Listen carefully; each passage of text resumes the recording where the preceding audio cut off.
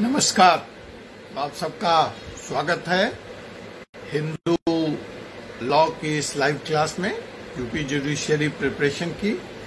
तो आइए हम इम्पैक्ट ऑफ रिलीजन या impact of religious conversion on marriage and divorce की बात कर रहे थे।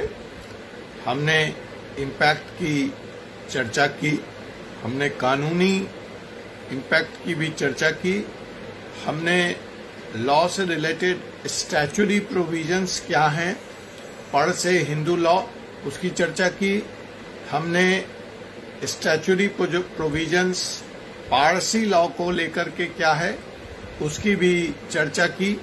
और आज हम चर्चा करेंगे कि how this gets impacted when it's come to Islamic law. आपने जो कॉमन फीचर देखा पारसी लॉ और हिंदू लॉ में कि there is no automatic dissolution of the marriage on account of conversion of the law. Now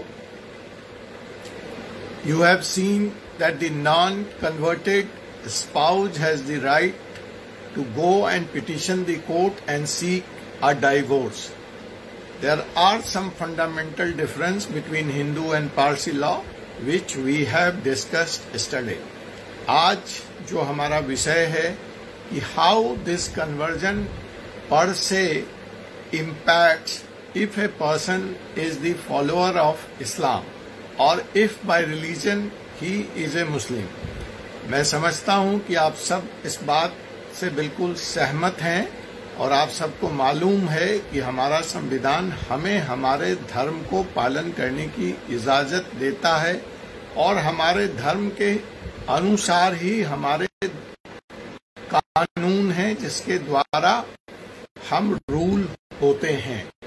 यह चीज आपको स्टेबलाइज है, आपको यह भी स्टेबलाइज है कि एक व्यक्ति को धार्मिक स्वतंत्रता अपने इच्छा अनुसार धर्म के पालन करने की स्वतंत्रता है।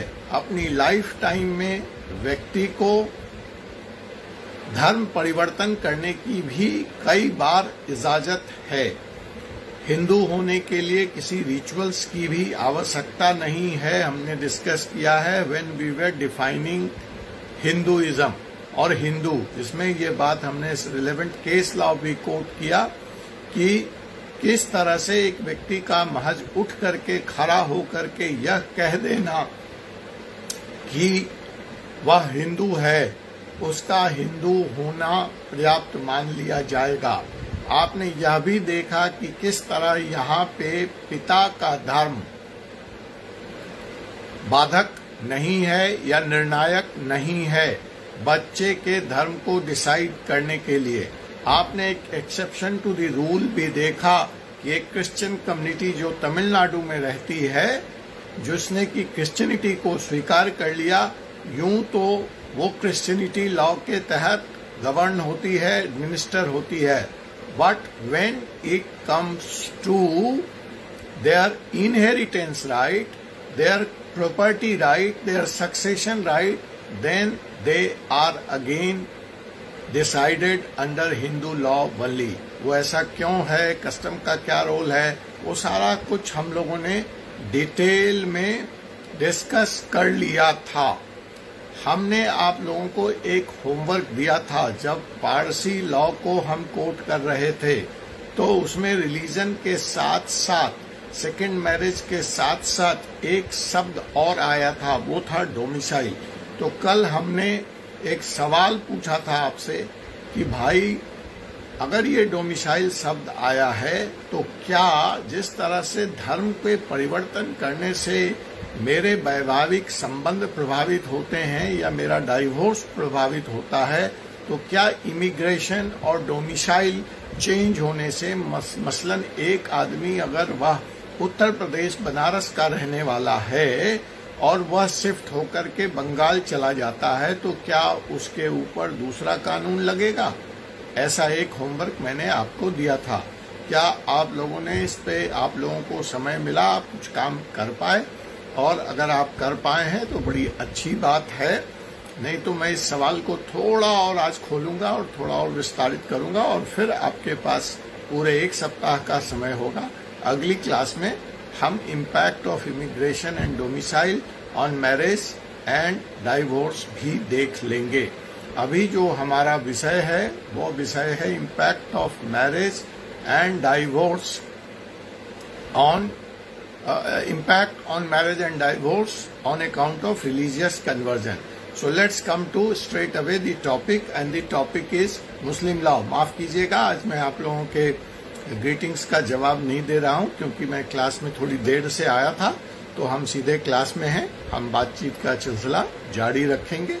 मैं आप सब लोगों का स्वागत करता हूं, दिव्यांशी, सुमन जी, संजय त्रिपाठी जी, ऋतिकेश पांडे जी, जो लोग मुझे यहाँ इस वक्त दिख रहे हैं स्क्रीन पे, जमशेद रजा जी, Gunjan Mishra ji, Sunita quintal ji, Prem Sagar ji, Anu Yadav ji, Ankit Prajapati ji.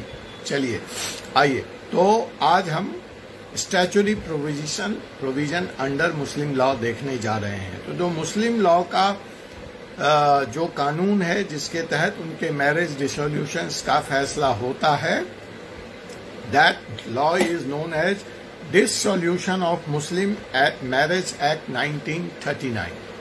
Dissolution of Muslim Marriage Act 1939. This is the law. You know, Hindu Marriage Act 1955.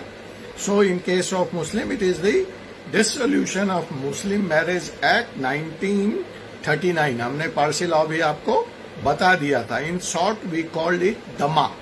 DMA, D-M-M-A. So DMA deals with the dissolutions of marriage when it comes to Islam. So now what happens? Here also there is a common feature that on account of change of religion, धर्म परिवर्तन की अवस्था में by either of the spouse, automatic dissolution of the marriage under the Muslim personal law.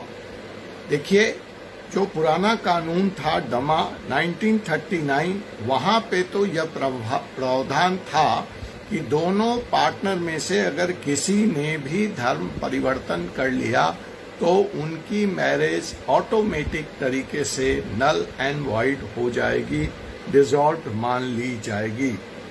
ठीक है, but आज की तारीख में यह कानून नहीं है, यह कानून चेंज हो गया है। इसलिए आपको ध्यान रखना है कि अगर ऑब्जेक्टिव टाइप में आपसे यह सवाल पूछा जाए तो you have to remember the context. Yes, old laws prescribed automatic dissolution of the marriage, which is not the case with Parsi marriage and with the Hindu marriage. But here, as per DMA, old DMA, the automatic dissolution of the marriage was allowed in case of either of the partner changes the religion. But today, the situation is different. और यहाँ पे आप सब लोगों का ध्यान चाहूंगा, तवज्जो चाहूंगा। बहुत माइनर सा डिफरेंस है, इसलिए जरा सा भी आपका ध्यान भटकेगा तो आप कंफ्यूज हो जाएंगे। अब यहाँ पे ये कहता है कि अब तो ये कानून नहीं है, यहाँ भी मैरिज ऑटोमेटिक डिसॉल्यूशन नहीं होगा। लेकिन जब यहाँ पे यह कानून का इम्प्लीमेंटेशन आता है तो अगर हम इसको कानून यहाँ मान लें तो आगे चल के हिंदू में तो ठीक है, पारसी में भी ठीक है, धर्म परिवर्तन किया, नॉन कन्वर्टेड स्पाउस को राइट है to go for the petition and ask for the divorce. But यहाँ पे मुस्लिम लॉ में ऑटोमेटिक डिसोल्यूशन तो हमने खत्म कर दिया। लेकिन जब लॉ के हम इम्प्लीमेंटेशन की बात करते हैं तो यहाँ दो तरह का प्रोविजन है, provision A and provision B. अब प्रोविजन ए क्या है? प्रोविजन ए ऐसी वाइफ के लिए है जो किसी और धर्म से इस्लाम धर्म को स्वीकार करके शादी की है। या जिसने शादी के बाद धर्म परिवर्तन किया है। इसको आप ध्यान दीजिएगा, वहां पे ये सवाल नहीं है। लेकिन जब हम इस्लामिक लॉ में आते हैं तो इस्लामिक पर्सनल लॉ महिलाओं को या पार्टनर्स को, स्पाउस को दो तरीके से देखता है। एक, सिंस बर्थ इस्लाम को मानने वाले, और दूसरा, जिन्होंने इस्लाम धर्म को स्वीकार किया है दूसरे धर्म से। तो दोनों ही अवस्था में अगर एक पार्टनर अपना धर्म परिवर्तित करता है तो दो तरह से ये कानून लागू होते हैं। आइए देखते हैं इसके बारे में, केस लॉ की भी हम बात करते हैं। तो सपोज कीजिए कि पहला केस है, ये Muslim wife who was before her marriage a non Muslim wife. अभी वो मुस्लिम वाइफ है लेकिन शादी से पूर्व वो नॉन मुस्लिम थी। तो और दूसरा केस है कि मुस्लिम वाइफ शादी से पहले भी थी और अब भी मुस्लिम वाइफ है। तो पहले केस में जहां की कन्वर्जन हुआ है, नॉन मुस्लिम वाइफ अब मुस्लिम हुई है और उसके बाद शादी की है, तो वहां पे तो ये मैरिज जो है इंस्टेंटली डिसॉल्व मान लिया जाए। Am I clear? You got the point? इसको और क्लियर करते हैं उदाहरण लेकर के। सपोज कीजिए कि एक हिंदू महिला ने एक इस्लाम धर्म के मानने वाले से शादी करी। शादी के पश्चात वह महिला वापस अपने धर्म में आ जाती है, या उसका पति हिंदू धर्म को मान लेता है या क्रिश्चियन हो जाता है, दोनों में से कोई भी, तो वह शादी रद्द मानी जाएगी, वह करार रद्द माना जाएगा। ऑटोमेटिक कोर्ट जाने की जरूरत नहीं है। You got the point? How it is different than the Hindu law and the Parsi law, कि अगर वो नॉन मुस्लिम से मुस्लिम धर्म में आई है और उसके बाद पुनः वह अपने धर्म में वापस जाती है, तो ऐसी हालत में वह शादी अपने आप नल एंड वाइड मान ली जाएगी, वह शादी अपने आप डिसॉल्व मान ली जाएगी। इसको और अगर स्पष्ट करें कि इसका मतलब है कि वुमेन, एक महिला जिसने इस्लाम धर्म को कबूल किया किसी दूसरे धर्म से, दूसरे फेथ से, और फिर वो वापस अपने धर्म में चली जाती है, तो उसकी शादी तत्काल प्रभाव से रद्द मानी जाएगी। उसको कहीं जाने आने की कोई जरूरत नहीं है। ठीक है? फॉर एन एग्जाम्पल हम इसको ऐसे देखें कि एक मुस्लिम मर्द एक हिंदू महिला से शादी करता है और शादी के बाद वह महिला इस्लाम धर्म को स्वीकार करके शादी कर लेती है, बट थोड़े दिन के बाद वह इस्लाम धर्म छोड़ करके क्रिश्चियनिटी धर्म को अपना लेती है, या वो अपने हिंदू धर्म में वापस आ जाती है। तो ऐसी हालत में ipso facto automatic dissolution of the marriage माना जाएगा। ठीक है?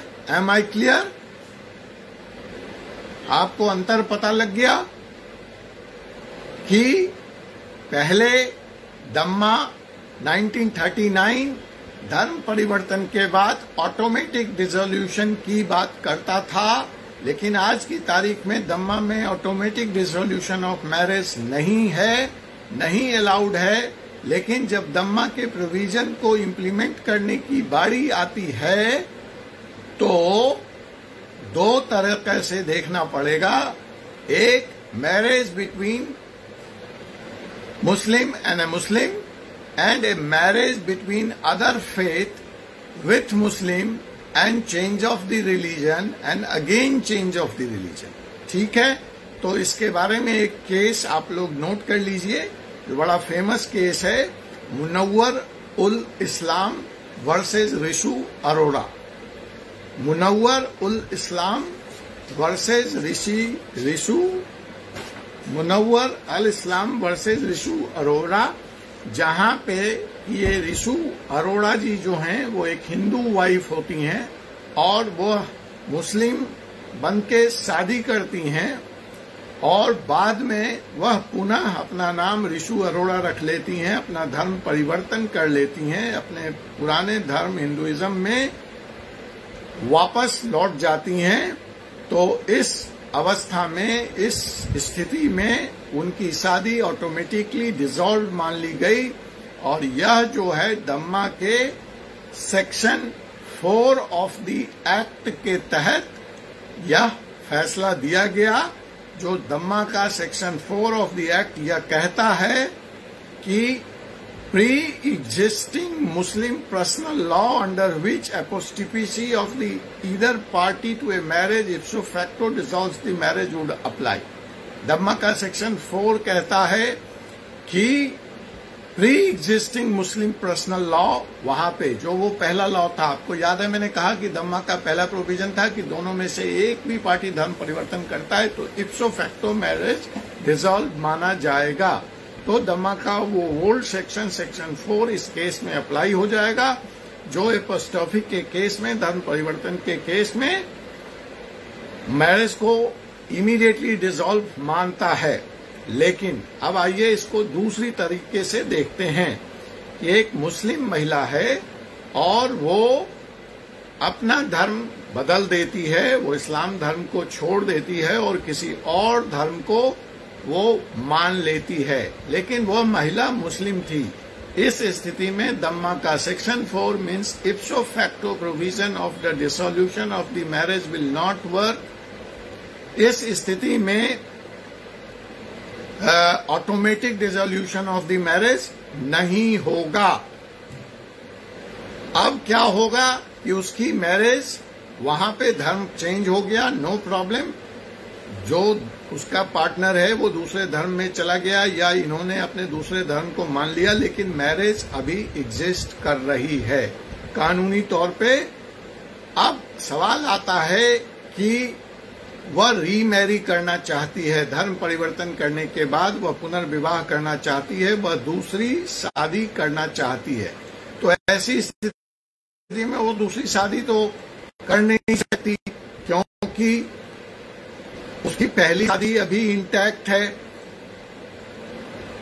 तो अगर वह उस शादी के इंटैक्ट रहते, मेरी बात को ध्यान से सुनो, महिला मुस्लिम है, उसकी शादी मुस्लिम रीति रिवाज से कॉन्ट्रैक्ट के तहत एक मुस्लिम व्यक्ति से होती है। शादी के बाद वह धर्म परिवर्तन करती है। धर्म परिवर्तन करते ही यहाँ इप्सो फैक्टो का प्रोविजन नहीं लगेगा सेक्शन 4 ऑफ दम्मा, उसकी शादी वैलिड है। ऐसी स्थिति में वो महिला बिना तलाक लिए, बिना इस संबंध को डिसॉल्व किए अगर दूसरी शादी करती है तो it is a crime. She will be prosecuted for bigamy. बहु विवाह के लिए वह क्राइम है और उसको सजा मिलेगी। बट हाँ, धर्म परिवर्तन को आधार मानकर या बनाकर वह कोर्ट में जा सकती है decree of the dissolution of the marriage के लिए अंडर सेक्शन 2 ऑफ द दम्मा। In case of a Hindu woman, other faith, it was the section 4 which will be applicable. But here in this case, it is the section 2 of the Dhamma will be applicable. So she has to go to the court and seek the permission of the court for the dissolution of the marriage under the section 2 of the Act. Section 2 of the Act is common to our section, Hindu Act section, the ground for judicial separation and divorce. So let's see section 2 of the Muslim Act Dhamma क्या कहता है. What are the grounds? The grounds are unknown whereabouts the husband. Husband लापता है, उसका पता नहीं लग रहा है. Husband अपनी पत्नी का देखभाल ठीक से नहीं कर रहा है, नेग्लेक्ट कर रहा है, यह भी सेक्शन 2 में दम्मा के अंदर ग्राउंड है for seeking divorce. Husband jail चला गया है, उसको जेल हो गई है। देखिए ये हिंदू लॉ में ये ग्राउंड नहीं है आपके डाइवोर्स का। So see how different the grounds are under both the act.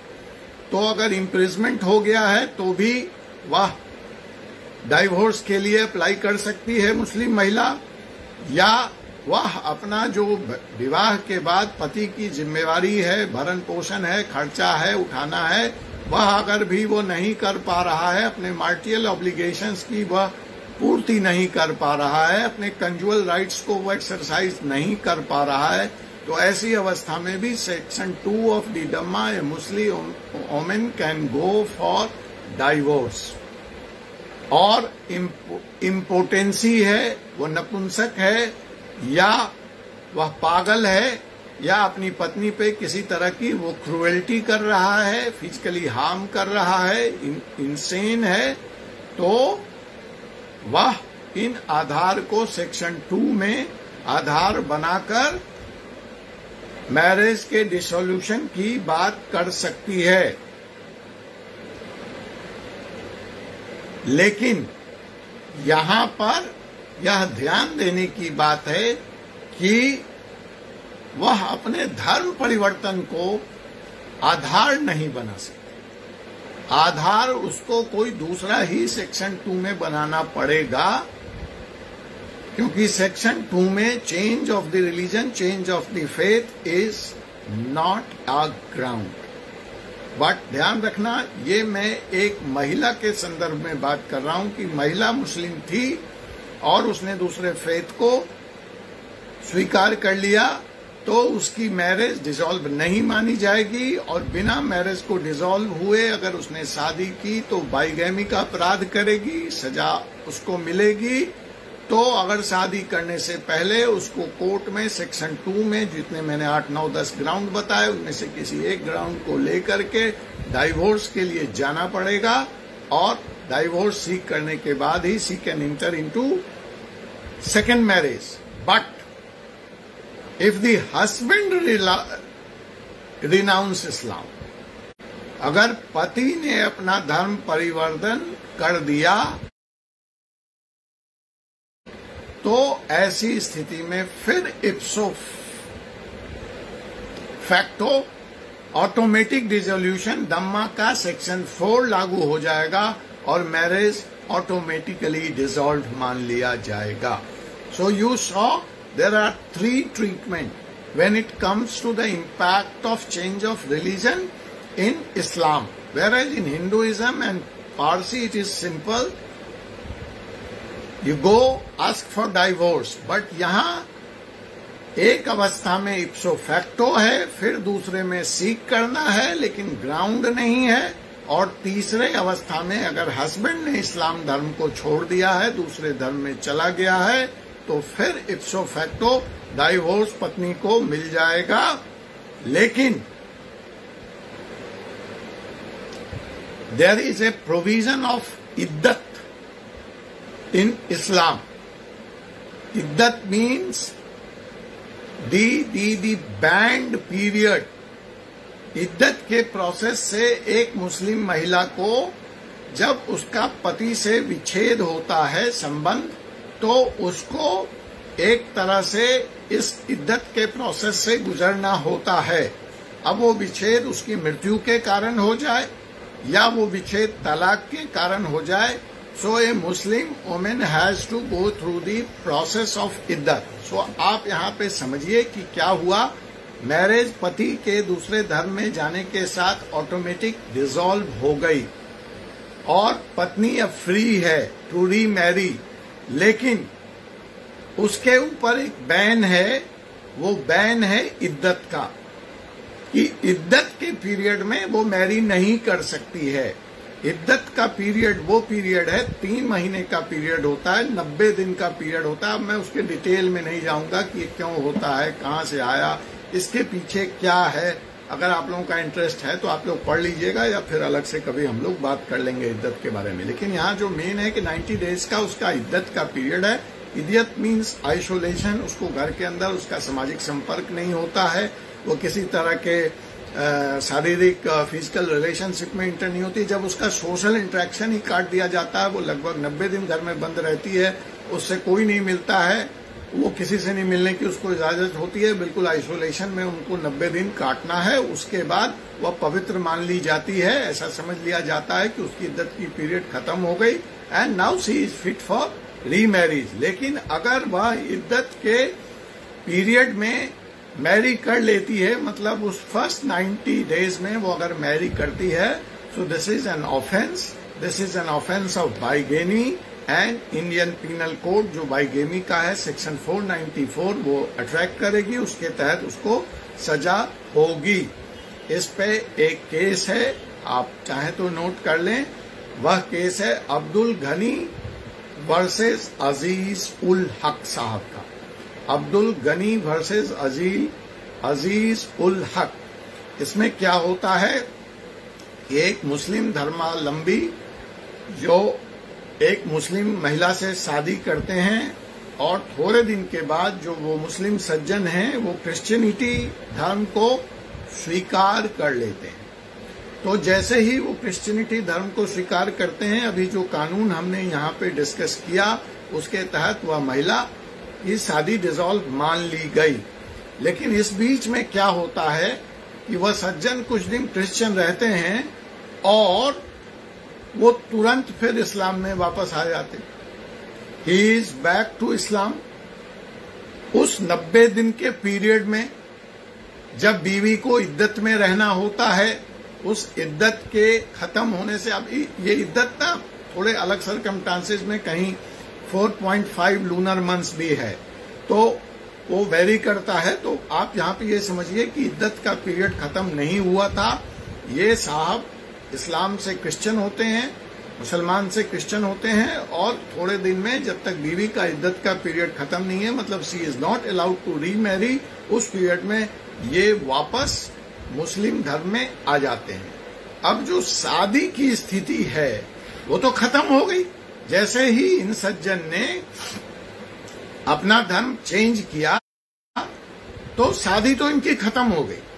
ये अलग बात है कि महिला को शादी करने की इजाजत नहीं थी, तो ये सज्जन वापस अगर इस्लाम में आ जाते हैं तो शादी ऑटोमेटिकली रिजॉर्ट तो नहीं मानी जाएगी, फिर से शादी हो गया ऐसा तो नहीं मान लिया जाएगा। तो देखिए बड़ा इंटरेस्टिंग केस है। इन्होंने यही दावा किया कि अब तो मैं वापस आ गया, अभी उसकी इद्दत खत्म नहीं हुई है, उसकी दूसरी शादी हुई नहीं है, तो इसका मतलब पहली शादी वैलिड है। जबकि कानून क्या कहता है कि जैसे ही आपने धर्म बदला, चाहे 1 घंटे के लिए बदला चाहे 2 घंटे के लिए बदला, मैरिज तो गई, उड़ गई। तो यहाँ पे ये बात हुई। लेकिन यहाँ पे एक और अपराध हुआ, और वो अपराध था कि महिला ने बिना इद्दत पीरियड के खत्म हुए दूसरी शादी कर ली। तो ये सज्जन जब वापस इस्लाम में आए तो यहाँ ये महिला शादी कर चुकी थी। ये अलग बात है कि इसकी शादी उनके साथ वैलिड नहीं थी, लेकिन बाइगेमी का अपराध सेक्शन 494 का तो हो ही चुका था। तो इन्होंने काम किया कि अपनी वाइफ के खिलाफ सेक्शन 494 में बाइगेमी का मुकदमा फाइल कर दिया अगेंस्ट दी वाइफ, उसके पिता और दूसरे पति के खिलाफ। तीनों को इन्होंने एक्यूज किया सेक्शन 49 का, और इन्होंने मुकदमा दायर कर दिया। But in this case court acquitted them all 3 and said that no offence has been made. Why, उसके डिटेल में हम लोग नहीं जाएंगे यहाँ पे। वो सिंपल है, मैंने बताया कि कोई इद्दत को 3 महीने मानता है, कोई 4.5 लूनर मंथ्स मानता है, कोई 3 दिन की भी बात करता है। तो वो कहीं ना कहीं लोकल कस्टम्स का हवाला देते हुए दे कुड स्टेबलाइज की इद्दत का पीरियड जो है वो उन्होंने माना था। एंड जब यहाँ पे कोर्ट ने इस मसले पे डिसीजन देते हुए देखिए क्या कहा कि जो स्टेटस ऑफ मैरिज है ड्यूरिंग द इद्दत पीरियड वो अनसर्टेन है, इनसे विवाह है नहीं, दूसरे से विवाह करने की इजाजत है नहीं। तो यह जो अनसर्टेन स्टेटस ऑफ पार्टीज का मैरिटल स्टेटस है ड्यूरिंग द पीरियड ऑफ इद्दत, वो उस दरमियान शादी करना यूं तो इलीगल है, वॉइड है under the Muslim law, under the Muhammadan law. The second marriage of the woman during the period of iddat may be उस धर्म के अनुसार तो वो गलत है। लेकिन अगर हम सेक्शन 494 इंडियन आईपीसी के मद्देनजर जहां पे ये मुकदमा कायम किया गया था, तो अगर हम सेक्शन 494 में देखते हैं तो सेक्शन 494 क्या कहता है? बाइगैमी अपराध है। तो मेरी तो शादी खत्म हो गई ना जी,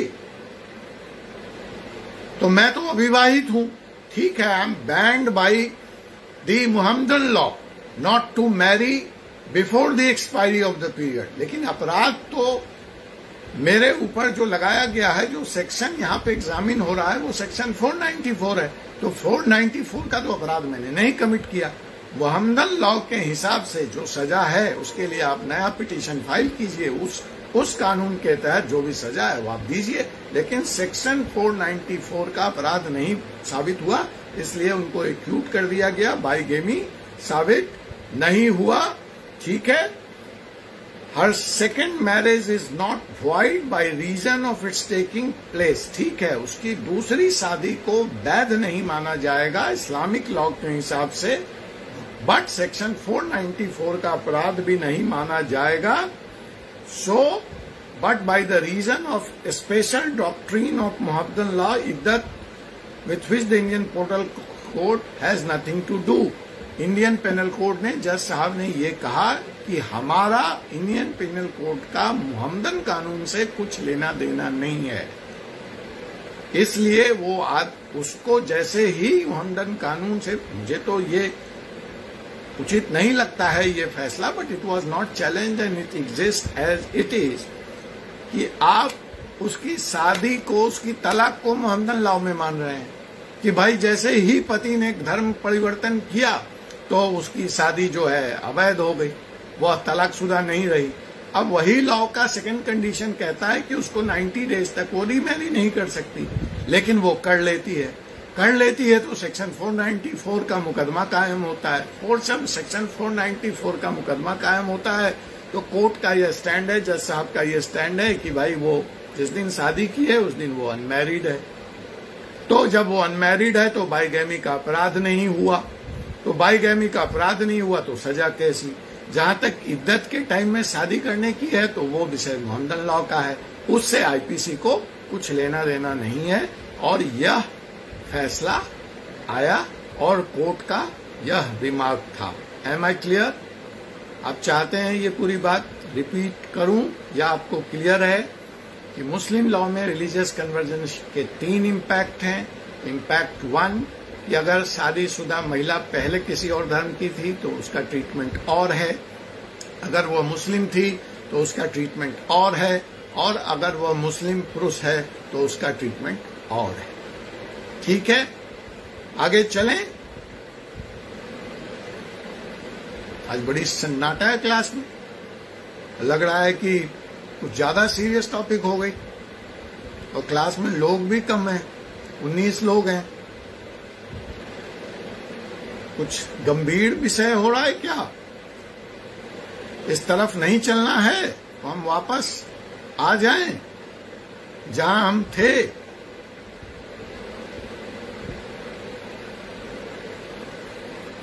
मेरी आवाज आ रही है आप लोगों तक? कुछ चैट बॉक्स में टाइप करें भाई। गुलस्तान प्रवीण जी, आलोक कुमार जी, हैं आप लोग यहां? Am I connected?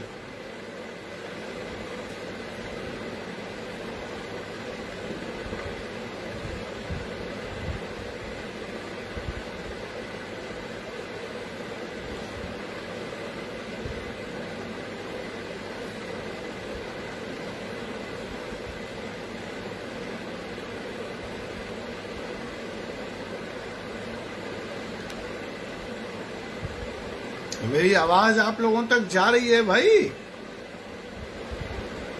या वीडियो ऑडियो सब फ्रीज है? कोई तो रिस्पांस दो।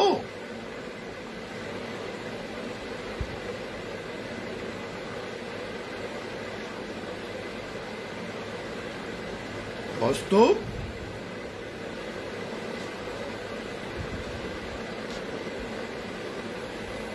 I think I'm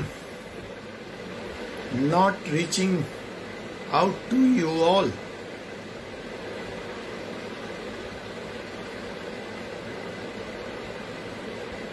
क्या करूं? फिर से लॉग इन करूं?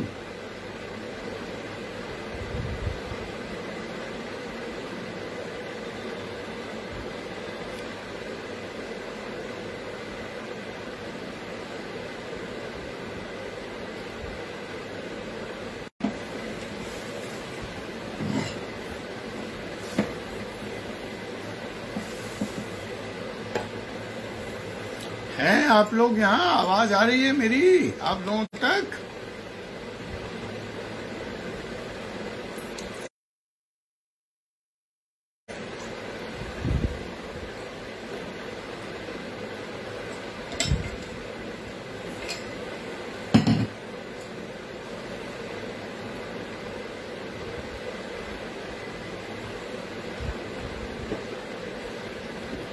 आवाज आ रही है भाई? कॉस्ट्यूम तो कोई रिस्पांस नहीं मिल रहा था तो मुझे लगा मैं कट गया हूं।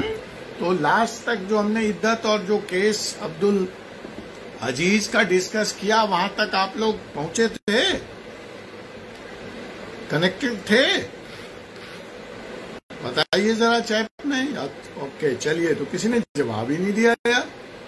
क्लास ज्यादा सीरियस हो गई है? विषय घनिष्ठ हो गया है क्या? कठिन हो गया है? वापस हल्के की तरफ आऊं या क्रिश्चियन लॉ डिस्कस करना है? आपने देखा इम्पैक्ट वैसे भी अब लास्ट है। पारसी आप डिस्कस कर चुके हो, हिंदू डिस्कस कर चुके हो, मुस्लिम कर चुके हो। अगर क्रिश्चियनिटी को भी लेना है तो ले लो, और नहीं तो मैं थोड़ा इंटरेस्टिंग टॉपिक की तरफ बढ़ जाता हूं। अच्छा, करना है। चलिए, आवाज आ रही है ना? थोड़ा बीच बीच में तीनों को एक बार फिर से रिपीट कर दो, फिर तो ये क्लास आगे नहीं पढ़ पाएगी उमा। आप ना लोड होगा तब देख लेना, और उसके बाद ना क्या कहते हैं, अगर आपको क्लियरिटी नहीं होगी तो आप तो मेरे से बात करते ही हो, आपके पास मेरा नंबर है, आप मुझे फोन कर लेना, ठीक है? तो आओ क्रिश्चियन लॉ की बात करते हैं। वैसे जब कंक्लूड करेंगे, आप तीनों से, आपका मतलब नहीं है आप मुस्लिम लॉ में तीनों स्थितियों की बात कर रहे हो कि तीनों लॉ की बात कर रहे हो, ये भी क्लियर नहीं है ना मुझे। तो आप लिखो, देखते हैं। आइए हम बात करते हैं क्रिश्चियन लॉ की। So in Christianity, under the Christian law the marriage so far, अभी तक जो प्रोविजन था कि अगर मैरिज में, अगर क्रिश्चियन लॉ के तहत किसी व्यक्ति ने, किसी पार्टनर ने अपना धर्म परिवर्तन किया, तो वाइफ को यह अधिकार था कि she could file a petition for the dissolution of the marriage on the ground that her husband has changed his religion, has exchanged, rather इसमें जो वर्ड है, जो अंग्रेजी का शब्द है जो इस्तेमाल होता है, यह इस्तेमाल नहीं होता है कि चेंज हिज रिलीजन। वहां पे जो इस्लाम में शब्द, देखो अंग्रेजी का ये माइन्यूट डिफरेंस, और खास करके जब आप लॉ के विद्यार्थी हैं तो आपको समझना पड़ेगा। इन हिंदुइज्म ये धर्म परिवर्तन है, कन्वर्जन है। In Islam it is embarrassing of the Islam, EMBRACING। वहां पे वो कन्वर्जन आप कह देते हैं, लेकिन वो सही शब्द नहीं है। When we will talk of Christianity, it is exchange of profession. There the change of religion is the proper legal term, और the English term is exchange of the profession. Exchange of the profession व्यवसाय बदलना नहीं है। देखो अंग्रेजी कैसी different हो जाती है। किनारा नदी का तो बैंक ऑफ द रिवर, समंदर का किनारा को आप बैंक नहीं कह सकते, वो सी शोर हो जाता है, ठीक है? टेबल का किनारा कॉर्नर हो जाता है। तो जो अंग्रेजी है या जो इंग्लिश है, उसके अलग अलग शब्दों के अलग अलग मतलब हैं, अलग अलग कॉन्टेक्स्ट में, ठीक है? तो यहाँ पे अगर हम क्रिश्चियनिटी में चेंज ऑफ रिलीजन की बात करते हैं, then in English we call it exchange of profession. तो जब exchange of profession term in terms of Christianity आए तो आप ये मत समझ लेना अरे ये अचानक तो बात कर रहा था धर्म परिवर्तन की, तो ये कहाँ से बात करने लगा कि ये वकील साहब अब वकालत छोड़ के बिजनेस करने लगे। हमारे लिए तो change of profession in common nomenclature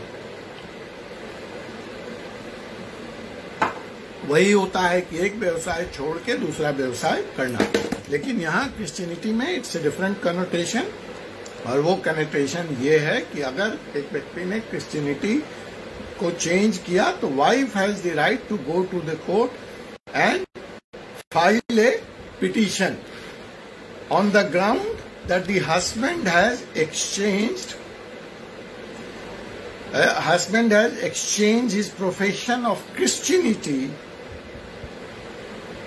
for the profession of some other religion and gone through a form of marriage with another woman. देखो यहाँ पे एक इंटरेस्टिंग बात है, जो वाइफ का पिटीशन होता है उसमें दो ग्राउंड होता है। One, he has change the profession of Christianity to other religion, this is the proper English term, याद रखना। Change, oh good to see you Stuti, welcome. So here it is the change of the profession for other profession, that is the one ground, and the second ground, she assumes that he has gone for the second marriage. Both the grounds are taken. Why? Because mere change of the profession is not a ground enough to grant divorce in Christianity. मेरी बात समझ में आई?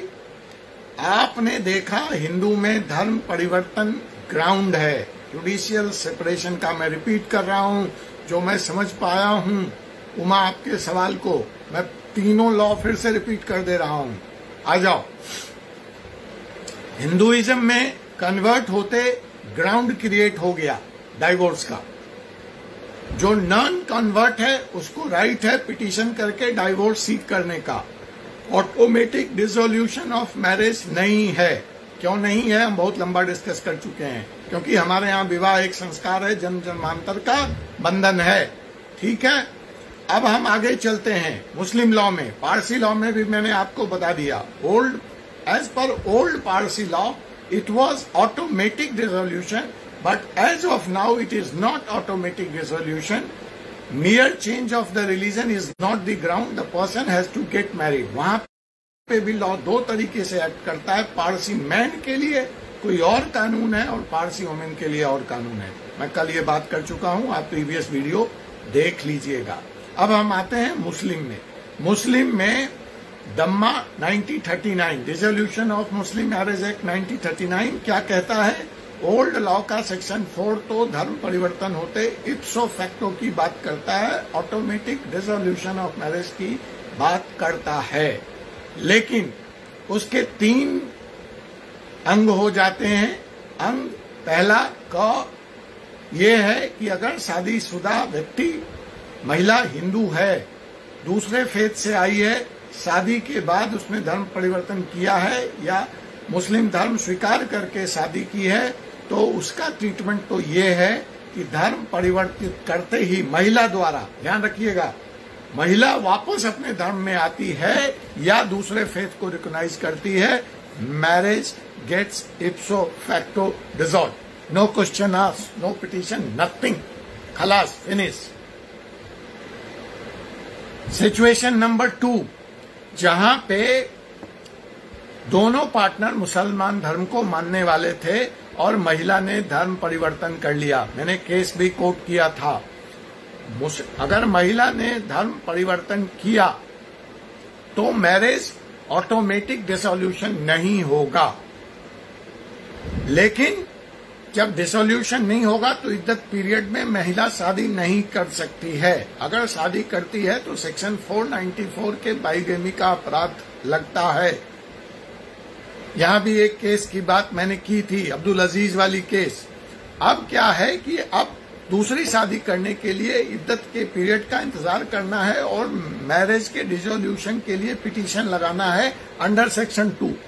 Under section 2 में क्या क्या grounds है? Imprisonment है, impotency है, नेग्लेक्ट है, क्रुएल्टी है, वेयर अबाउट्स का पता होना नहीं है, लेकिन धर्म परिवर्तन आधार नहीं है। सो इनमें से किसी एक ग्राउंड को यूज करके उसको डाइवोर्स सीक करना पड़ेगा। अब तीसरी स्थिति क्या है? तीसरी स्थिति ये है कि धर्म परिवर्तन इस वक्त करने वाला जो आदमी है वो पुरुष है।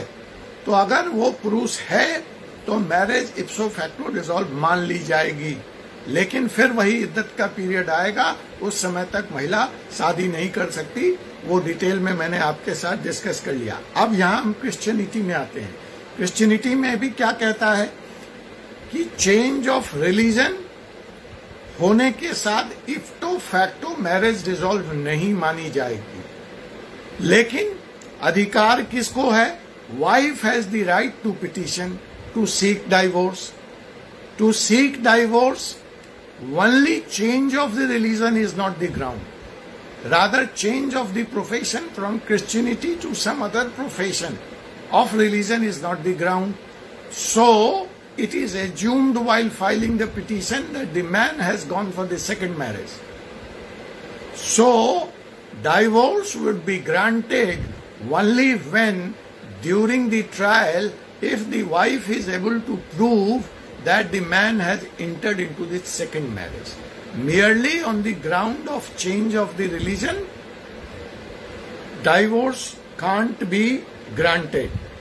Ab exchange is provision that gives a right to petition, but that's not the ground to get the divorce. So it is assumed and then it has to be proven in subsequent to the trial that he has gone through a form of marriage with another woman. Thus, the mere fact, हम कहना क्या चाह रहे हैं कि सिर्फ यह साबित कर देने मात्र से क्रिश्चियनिटी में कि व्यक्ति ने क्रिश्चियनिटी को छोड़ दिया है, अपना धर्म परिवर्तन कर दिया है, वह वाइफ को डाइवोर्स के लिए इंटाइटल्ड नहीं करता है। उसके लिए उसको प्रूव करना पड़ेगा कि the man has, the partner has, the spouse has entered into a second marriage. So that is all about Christianity. So अब अगर हम इंडियन डाइवोर्स एक्ट, अगर हम तीनों धर्म को एक साथ ले लें, चारों धर्म को एक साथ लेकर, और अगर हम इंडियन डाइवोर्स एक्ट 1869 की बात करते हैं, ये तो अलग अलग धर्म के हिसाब से हमने शादी और डाइवोर्स की बात की, बिकॉज ये पर्सनल लॉ है। इसके अलावा भी हमारा यहाँ एक कानून है जो स्पेशली डाइवोर्स की बात करता है, that is called Indian divorce act 1869, which is basically a very outdated law. यह कानून अब अपने समय के साथ बदला नहीं है, बेकार हो चुका है, बहुत पुराना हो चुका है, और इसमें बहुत क्रांतिकारी परिवर्तन की जरूरत है। और इस जरूरत को महसूस करते हुए 2001 में इस कानून को अमेंड किया गया एनडीए की गवर्नमेंट के द्वारा, and then we have now Indian divorce amendment act 2001।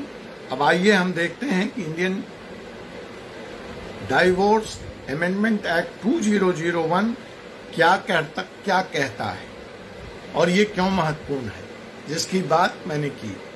इसके पहले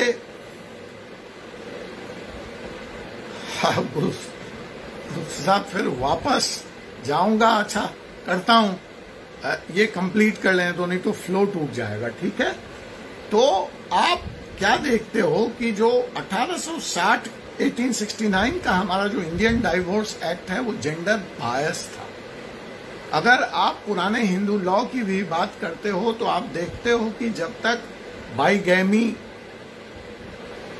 प्रोहिबिटेड नहीं की गई लॉ द्वारा, जब तक उस पर कानून नहीं आया, तब तक मर्दों को तो दूसरी शादी करने की इजाजत थी हिंदू लॉ में, लेकिन महिलाओं को इजाजत नहीं। तो उसी तरह से जिस तरह से मैरिज में विभेद किया गया मर्द और औरत के बीच में, जेंडर के बीच में, उसी तरह से इंडियन डाइवोर्स एक्ट में भी जेंडर बायस था और वह कानून समय के साथ पुरातन हो गया था, बदलते टाइम के साथ वो बदला नहीं था।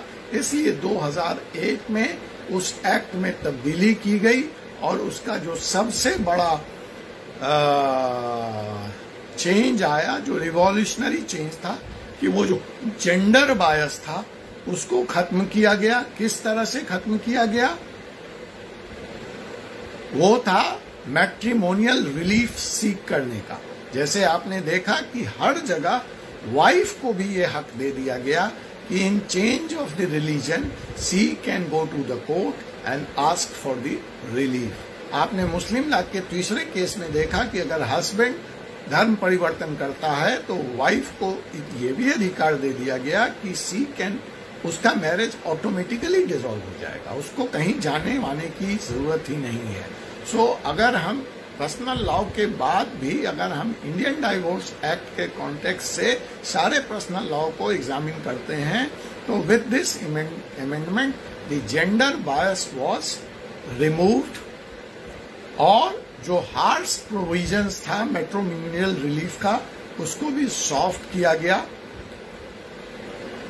और एक तरह से अगर इन तीनों चारों धर्म में अब हम कानून को नजर देखते हैं तो जो बायस था कि हस्बैंड के लिए कुछ और प्रोविजन और वाइफ के लिए और प्रोविजन, आपने देखा होगा अगर मेरे पूरे लेक्चर को सुना होगा ध्यान से, तो मैं बार बार इधर स्पाउज की बात करता था। मतलब वो जेंडर फ्री है। जिसने धर्म परिवर्तन किया तो हिंदू धर्म में नॉन कन्वर्ट, अब नॉन कन्वर्ट मेल भी हो सकता है, फीमेल भी हो सकता है। तो अब अगर हम देखते हैं उस चश्मे से, इंडियन डाइवोर्स एक्ट के चश्मे से अगर हम इन डाइवोर्स के लॉ को देखते हैं, एग्जामिन करते हैं, तो मोर और लेस अब हम कह सकते हैं कि जेंडर बायस रिमूव हो गया। Matrimonial relief in terms is more or less common for both the partners, चाहे वो मेल हो चाहे वो फीमेल हो। और यह भी देखा गया कि जो प्रोविजंस हैं वो काफी सॉफ्ट कर दिए गए, काफी लिबरलाइज कर दिए गए to take divorce in case of change of the religion. और जो सबसे बड़ी बात हुई वह ये हुई कि धर्म परिवर्तन एक ग्राउंड की तरह जोड़ दिया गया कि धर्म परिवर्तन अपने आप में, जैसे मैं वहां मुस्लिम लॉ पढ़ाते वक्त आपसे कहा था कि section 2 is not a ground under Muslim law. ध्यान रखिएगा, मैं दम्मा की बात कर रहा था, लेकिन जब मैं डाइवोर्स में जाऊंगा तो I can also invoke Indian divorce act और वहां पे वो जेंडर बायस्ड खत्म है and there I can seek divorce on the ground of change of the religion. Hinduism में तो बहुत क्लियरली वो इनकॉर्पोरेट कर लिया गया हिंदू धर्म में। तो इसलिए ये था in the context of your divorce act 1869 which now stands as Indian divorce amendment act 2001। अगर मैं पूरी बात को समअप करूं तो कन्वर्ट्स मैरिज डिसोल्यूशन एक्ट 1866 भी था अपने पास, जिसके तहत, जिसको आप एक यूनिफॉर्म कोड कह सकते हो। ये अलग बात है कि हम जब बात करते हैं तो अलग अलग धर्म में जाके हम अलग अलग धर्म से उसकी व्याख्या किए, but then 1866 there was also an act called converts marriage dissolution act, जो सामूहिक रूप से सब पे लागू होता था कि भैया आपने धर्म परिवर्तन किया तो इररिस्पेक्टिव ऑफ आप क्या थे इससे हमें कोई मतलब नहीं है, आपने धर्म परिवर्तन किया तो ऐसी अवस्था में आपके मैरिज को हम एग्जामिन करेंगे कन्वर्ट्स मैरिज डिसोल्यूशन एक्ट 1866 के। और उसमें जो कंसर्न सेक्शन था जिसमें हम मैरिज से डील करते थे वो था सेक्शन 4 एंड सेक्शन 5, जो ये कहता था कि ईदर ऑफ देम, हस्बैंड और वाइफ, अगर वो रिलीजन को चेंज करते हैं to Christianity and if in no consequences of such change, the non-convert spouse for a space of 6 continuous months deserts or repudiates him, her, then the deserted spouse may sue the other for conjugal society, and if that is not complied with, may ultimately seek a dissolution. इसका मतलब आप समझे, इसका political connotation समझे। 1866 मतलब अंग्रेजों का शासन, मतलब ब्रिटिश हुकूमत, मतलब क्रिश्चियनिटी को बढ़ावा देना था। तो कानून ने ये कहा कि अगर हस्बैंड या वाइफ दोनों में से किसी ने क्रिश्चियनिटी धर्म को स्वीकार कर लिया, चेंज भी कर लिया रिलीजन, तो क्या होगा?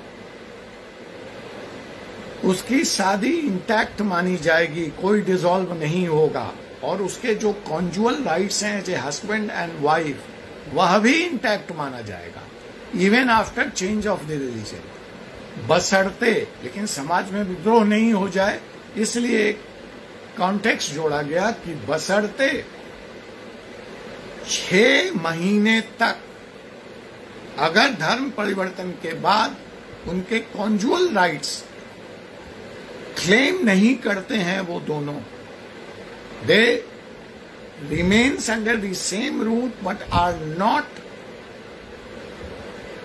getting into the physical relationship as a husband and wife, then only the other partner will get a right to seek a dissolution of marriage. So it was favoring that if you change religion and if it is Christianity especially, then marriage is intact, you remain husband and wife, उसका कोई प्रभाव नहीं होना है unless and until की wife या husband में से दोनों 6 महीने फिजिकल रिलेशनशिप्स नहीं बनाते हैं और दूसरा पार्टनर एक पार्टनर के सीख करने के बाद उस फिजिकल रिलेशनशिप को ना बोलता है, stays away from the physical relationship, then only that gives right to other partner to go and seek dissolution of the marriage. So that was the special converts marriage dissolution act 1866. And of course now a law which is much in talk, that is the Special Marriage Act 1954. दो धर्मावलंबी जब भिन्न भिन्न धर्मों के लोग शादी करते हैं आपस में, तो कोई जरूरी नहीं है कि वह दूसरे धर्म को स्वीकार करें. अगर वह दूसरे धर्म को स्वीकार नहीं करेंगे तो उस धर्म में शादी कैसे होगी? मुस्लिम धर्म में अगर मुझे शादी करनी है दोनों लोगों को मुस्लिम होना पड़ेगा. क्रिश्चियन धर्म में शादी करनी है तो दोनों before the marriage has to be Christian. Hindu marriage act section 5 की भी बात करें तो पहला ही सेक्शन ये कहता है before both the parties have to be unmarried and Hindus. So इसका मतलब है कि अगर दो भिन्न मतों को मानने वाले लोग अगर पर्सनल लॉ के अंदर शादी करना चाहते हैं तो वो एक ही धर्म के होने चाहिए. That's the precondition. Am I clear? लेकिन एक ऐसी स्थिति आती है जहां पे Sunil Dutt and Nargis says I will remain a Muslim and Sunil Dutt says I will remain a Hindu and they get married. तो वो किस कानून के तहत शादी करेंगे? ऐसी शादी कैसे होगी? अभी भी एक हीरो और हीरोइन, मुझे नाम याद नहीं आ रहा है, या शायद स्पोर्ट्स सेलिब्रिटी हैं, मैं याद करने की कोशिश करता हूं, उन दोनों ने शादी की है और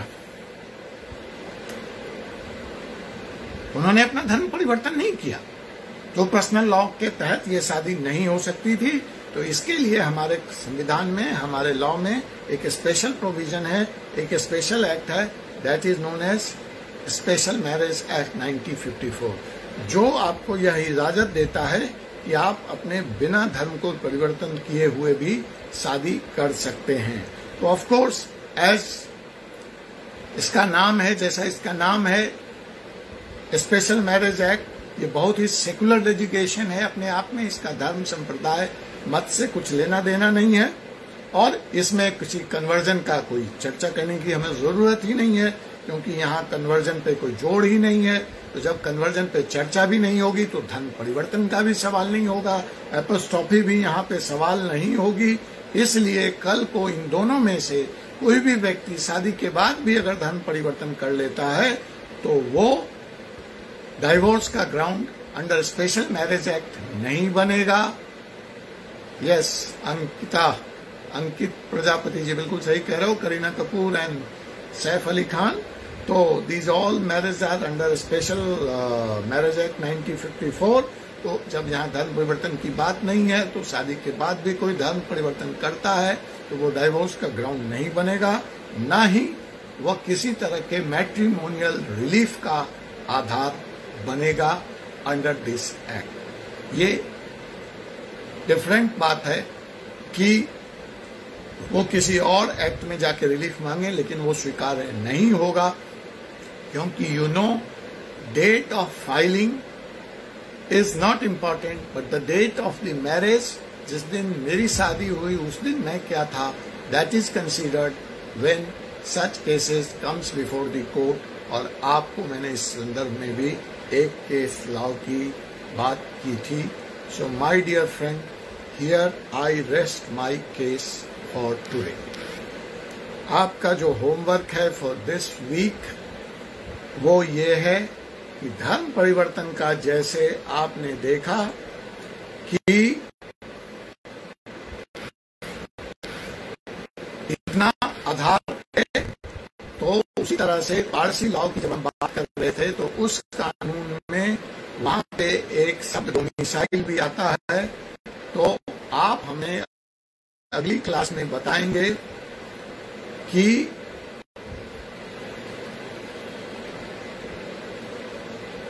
डोमिसाइल या इमिग्रेशन की स्थिति में कैसे मैरिज और डाइवोर्स इम्पैक्ट होगा या नहीं होगा। क्वेश्चन नंबर 2, होमवर्क नंबर 2, एक बहुत ही रिसेंट केस हुआ है, मैं उसकी चर्चा कर रहा हूं प्रैक्टिकल पॉइंट ऑफ व्यू के केस स्टडी से। एक मुस्लिम महिला ने बिना कन्वर्ट किए एक हिंदू से शादी कर ली। क्या यह शादी वैलिड मानी जाएगी या नहीं? So you have 2 homework for next week. मुझे भी याद दिला देना। A Muslim woman gets married to a Hindu without changing her religion. Is it valid, invalid? ठीक है? So there I end my case. अगर आपका कोई सवाल है तो 2-4 मिनट, हम टाइम अपना क्रॉस कर चुके हैं, हम 9:15 पे हैं, लेकिन फिर भी अगर आपका कोई सवाल है, कोई रिपीट है, कोई चीज क्लियर नहीं हुई है, मुझे आपका सवाल उमा जी समझ में नहीं आ रहा है। CRPC 125 की आप बात कर रहे हो, किस केस में? मेंटेनेंस के केस में? Thank you Anu Yadav ji, Kunjan Mishra ji, good night. Good night दोस्तों, आप लोग शेयर कीजिए। आज आपकी संख्या कम है, मुझे नहीं पता क्यों। आज तो टाइम पे क्लास शुरू हुई थी, कनेक्शंस भी बढ़िया है, आप लोग शेयर नहीं कर रहे हैं शायद वीडियो को। तो आप लोग इसको ज्यादा से ज्यादा शेयर कीजिए और पढ़ाई लिखाई करके आइए। अगले सप्ताह हम यहाँ से जो मूव करेंगे स्पेशल मैरिज एक्ट पे, मैं इसलिए आ गया हूँ कि इसी से ये बेस है आपके लव जिहाद का, जिसकी उत्तर प्रदेश में खूब चर्चा है इन दिनों। और हम देखेंगे कि what in legal terminology love जिहाद का क्या मतलब है। उत्तर प्रदेश के केस में, केरला के केस में इसकी बहुत बातें होती हैं, लेकिन हमारा उससे कोई वास्ता नहीं है पॉलिटिक्स से। हमारा वास्ता लॉ के एंगल से है कि हाउ लॉ स्टैंड्स।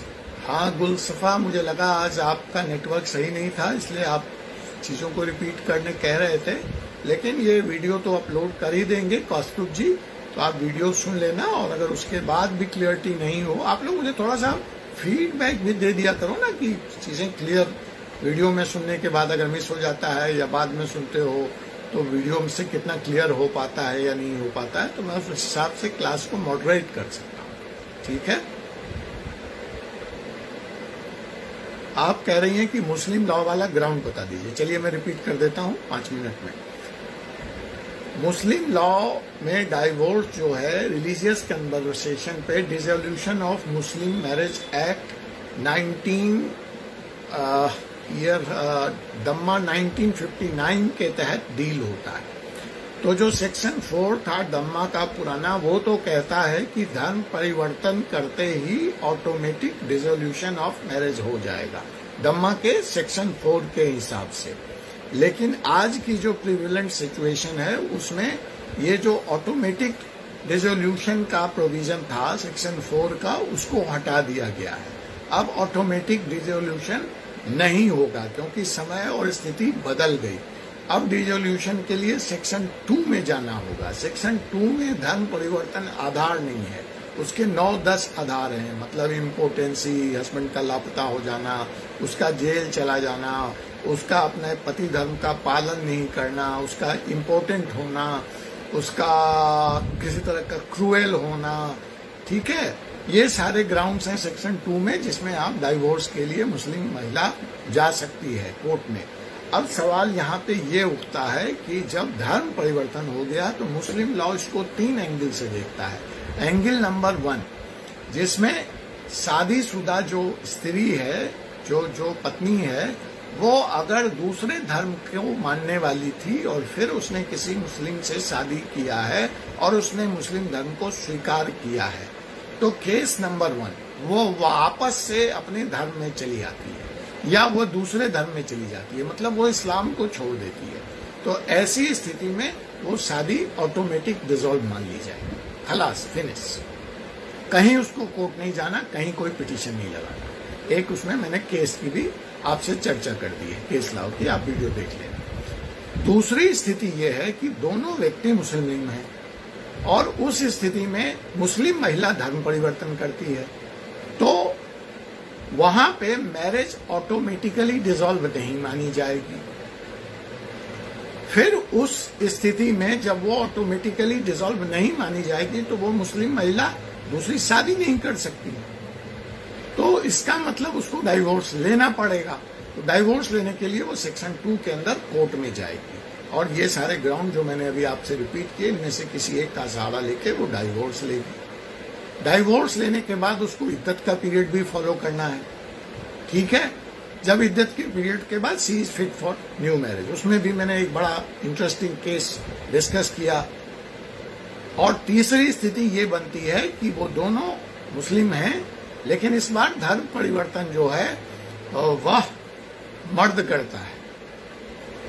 तो अगर वो मर्द करता है तो फिर इप्सो फैक्टो का प्रोविजन लागू हो जाएगा और वो शादी इमीडिएटली डिसॉल्व मान ली जाएगी। लेकिन इद्दत का पीरियड वहां भी लागू होगा और ड्यूरिंग द इद्दत पीरियड वो मुस्लिम महिला शादी नहीं कर सकती। इद्दत मीन्स 90 डेज का बैन है, सोशल बाइकआउट है उस स्त्री का, उसको घर में रहना है, कैद रहना है, उसका कोई भी सामाजिक संपर्क नहीं होगा, वो किसी भी तरह का किसी भी और किसी के साथ किसी भी तरह का फिजिकल रिलेशन नहीं बनाएगी। इसके पीछे जो तर्क था या सोच था वह यह सोच थी कि वो चेक किया जाता है कि कहीं यह दूसरे जो पहली शादी है जिसकी इसे टूट रही है या जहां इसके हस्बैंड की डेथ हो गई है उससे प्रेग्नेंट तो नहीं है। तो पता चला कि शादी किसी और से हो गई और बच्चा लेके वो किसी और का आ गई, तो फिर उससे संपत्ति विवाद खड़ा होगा। तो इस चीज को गौन करने के लिए 6 लूनर पीरियड्स या 90 डेज का एक पीरियड रखा गया है जिसमें ये असर्टेन हो जाता है कि सी इज नॉट प्रेग्नेंट और इद्दत के पीछे और कोई सोच नहीं थी और इसलिए उसके ऊपर तमाम सामाजिक तरह के रोक हैं कि वो किसी के साथ इंटरमिंगल नहीं करेगी। दूसरा यह भी है कि वो शादी डेथ के बाद भी कर सकती है। तो सामाजिक तौर पे आज ही हस्बैंड की डेथ हुई और आज आप शादी करने चल दी, ये भी अच्छा नहीं लगता है, तो इसलिए भी इद्दत का पीरियड लगाया। हाँ, इसमें अब इद्दत बहुत लंबा है अपने आप में। अब मुझे नहीं मालूम जो मुस्लिम लॉ है आपके सिलेबस में वो ईदर और में आता है, वो कहता है ये सवाल का उत्तर दो और उसके और में मुस्लिम लॉ का सवाल है। तो अगर आप हिंदू लॉ पढ़ रहे हो तो शायद अगर आप मुस्लिम लॉ ना भी पढ़ के जाओ तो आपका काम चल जाएगा। 2, 4, 5, 10 सवाल दो चार इधर उधर कहीं ऑब्जेक्टिव में आ जाए, जनरल नॉलेज में आ जाए, वो बात अलग है।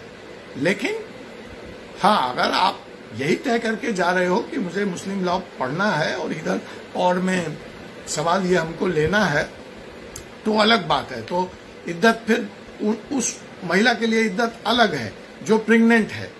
अगर वो जिस वक्त उसका हस्बैंड की डेथ हो रही है या शादी टूट रही है, उसी वक्त वो प्रेग्नेंट है, तो उसको टेस्ट करने की क्या जरूरत है? वो तो ऑब्वियस है।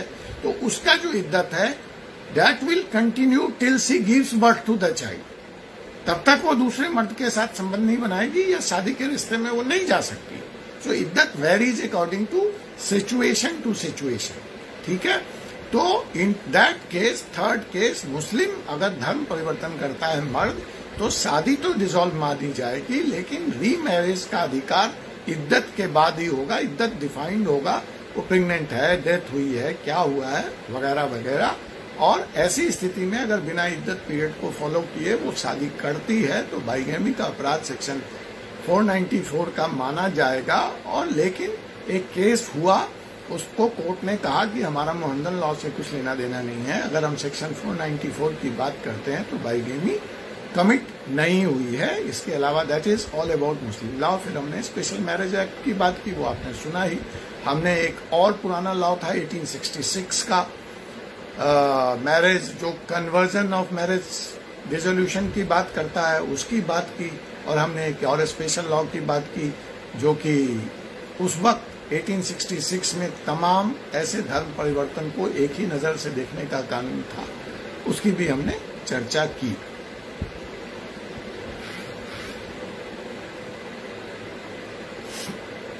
चलिए हम लोग आप आज इस क्लास को यहीं पे विराम देते हैं। गुड नाइट, शुभ रात्रि। और हम अगली क्लास में 2 सवाल हैं, मैं अगली क्लास